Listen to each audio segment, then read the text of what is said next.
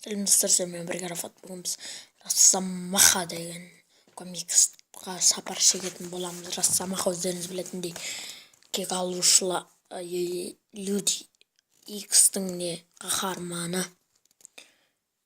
Соның комиксында махаббат жолындағы соғысына сапар шегетін боламыз. Бұл бір кинодан алынған комикс. Бір Синген деген Росомаханың жауы болатын еді ғой, соның комиксі бұл. Киносы бөлек, комиксі бөлек. Мен Росомаха мынандай болады. Комиксында 5 күнде видео түсіре алмадым, өкінішке орай. Кешірерсіздер, түсінікті ойлаймын. Түсінесіздер деп ойлаймын. Комикс Росомахан тауға мініп бара жатқанымен басталады. Ол бір гризли аюына шабуылға шығады. Міне гризли Росомаха. Ол сөйтіп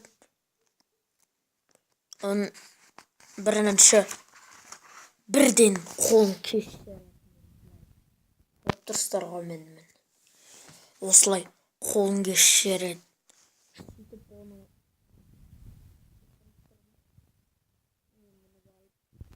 Ішіне мініп алып, оны өлтіріп тастайды. Осылай тез өлтіріп тастайды.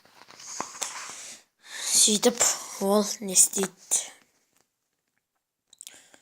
Бір барға келеді. Сол гризлиге бұрынғыда охота жасаған адамдарға.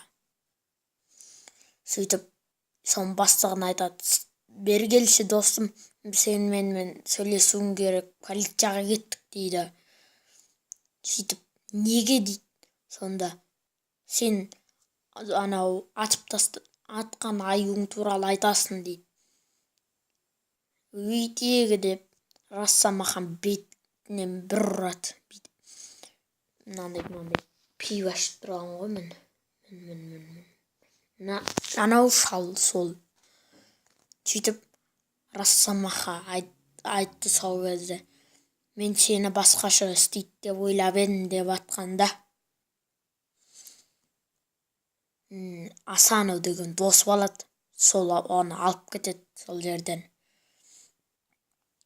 Сөйтіп ол жаңағы не ғой, Асаноның үйіне келіп не істейді? Росомаха, сен егер сен тағы да соғыссаң, сен түрмеге жабуы мүмкін дейді. Сөйтеді, айтады: сенің жақсы көрген Марико деген қызың басқа біреуге тұрмысқа шығып кетті деп айтады. Шынымен ба деп Росомаха бір ағашты жарып жүреді, ұрып. Сөйтіп айтады: мен онсыз өмір сүре алмаймын деп. Сөйтіп енді кетіп бара жатқанда соны Росомаха кешіріп, бірақ мен сені қалай айтушы еді? Мен саған айтуым керек дейді. Сөйтіп айтады: сен егер айтпақшы, сіздерге дұрыс айтпаппын.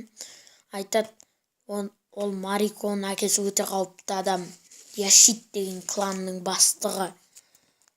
Ол Марико жас кезінде жоғалып кеткен, ал қазір қайттан келді. Сондықтан да Марикоға жақындай алмайсың деп айтады.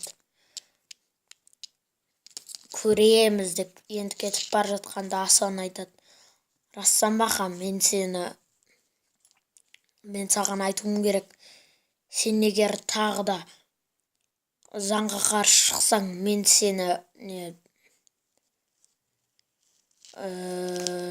саған не істеуім керек дейді. Игнорировать. Сондай айтады дейді. Көреміз деп күтіп қалады Росомаха. Тиіспеген себебі, жаңа айттым ғой, Асано оның ең жақын досы және ең соңғы досы. Сөйтіп айтады, жаңағы заңға қарсы шықсаң сен люди Икске қосыла алмайсың дейді. Сөйтіп Мариконың үйіне барады. Сөйтіп Марико бір мүсіннің алдында отырады. Сөйтіп айтады, Росомаха бұл жерден кет деп айтады. Сөйтіп мен сені алып кетуім керек дейді. Жоқ, егер ол сені көріп қойса, сені өлтіреді дейді. Сенгенді яғни. Сөйтіп жүр кеттік мермен дейді. Марико айтады, маған қарашы деп, мынандай болып тұрады. Байғұс. Негізі қазір басында қандай болған көрсетейін.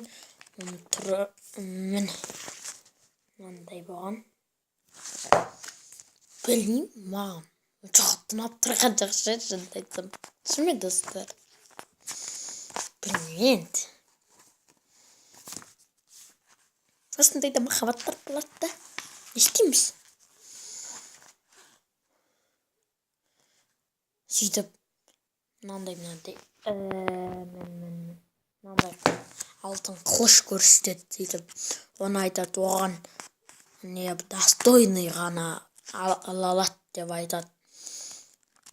Сөйтіп есіктің артынан чек деген дауыс шығады. Сөйтіп Марико дейді.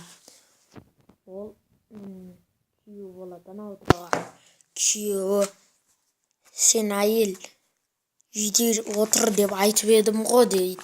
Сөйтіп мен сені тағы да үйретуім керек болды ғой дейді. Сөйтіп братишка, сен өзіңнің өлімдік құжатыңды толтырдың деп ұстап алады. Енді өлтірейін деп атқанда, Логан, өтінем, оған тиіспе деп айтады. Не үшін, Марико? Біздің махаббатымыз үшін дейді. Сөйтіп Росомаха ішінен ойлап кетіп бара жатады. Мен оған бекерге келгенін дейін түсіндім. Оны бекерге тыңдадым деп ойлап бара жатқанда, артынан шурикендер тиеді арқасына. Сөйтіп сенген шығады. Комбанва Логан сан деген.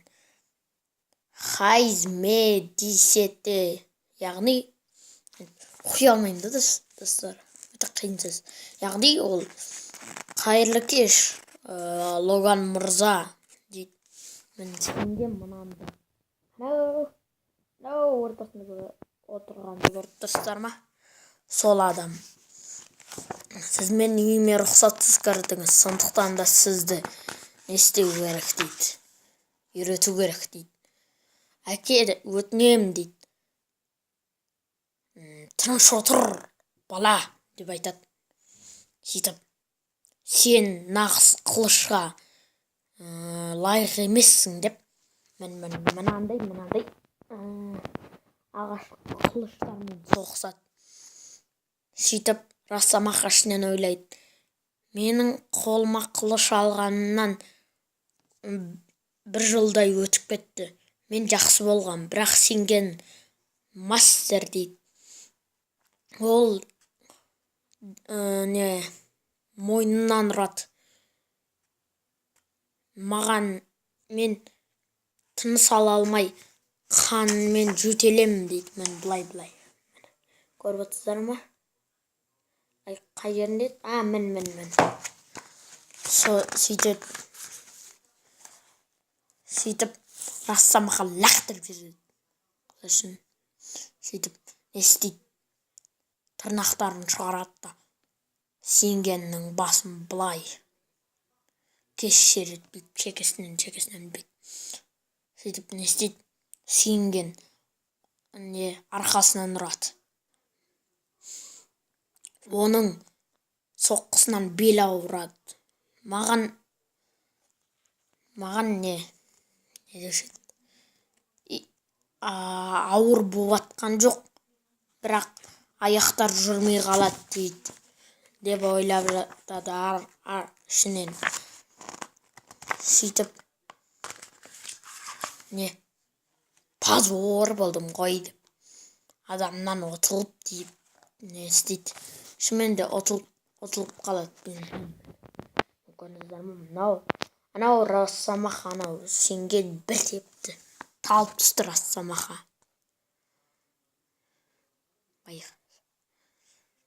Позор болды. Сөйтіп сенген айтады Марикоға: бала, сен мынаған қара, ол адам кейпіндегі хайуан деп айтады. Ол сенің махаббатыңа лайық па дейді. Марико сенгеннен қорыққанынан жоқ дейді. Сөйтіп Росомаха Гизн деген жерде оянады. Сөйтіп бір банда шығады. Бізге кім түскен, қайдейін ба деп айтады. Маған проблемалар қажет жоқ деп айтады Росомаха. Ал бізге керек деп. Енді анандай дубинка, қылыш, пышақ сондайларын көтеріп атқанда қолдарынан түсіп кетеді. Арттарына пышақ тиеді. Сөйтіп не істейді? Росомаха, сен менікісің деп мынандай бір қыз шығады. Ал достар, осымен аяқтайық. 11 минуттық видео шықты достар. Ал келесіде ақпараттар 2 күннен кейін. Сау болыңыздар.